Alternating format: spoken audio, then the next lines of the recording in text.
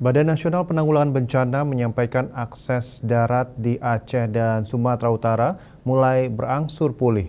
Kepala Pusat Data Informasi dan Komunikasi Kebencanaan BNPB, Abdul Muhari mengatakan jembatan Padan yang menghubungkan Tapanuli Selatan kini sudah bisa dilewati sehingga bantuan logistik kepada para pengungsi dapat berjalan lancar.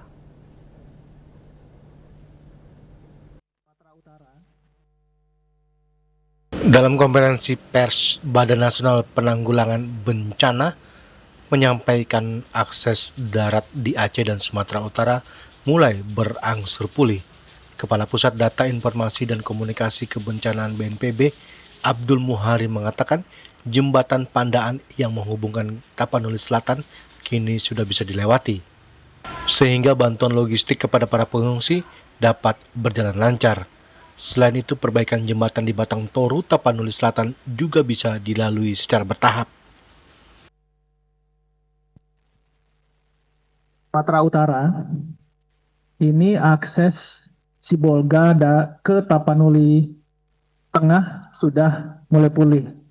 Jembatan Pandaan yang putus akibat banjir ini sudah selesai diperbaiki, artinya sudah bisa dilewati.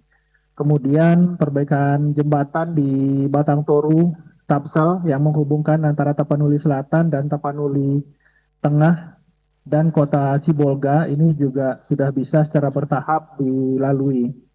Ada 14 jembatan beli secara umum yang akan digunakan untuk kemudian membuat jembatan atau sambungan darurat untuk bisa memulihkan segera akses-akses utama dari alur-alur perekonomian masyarakat.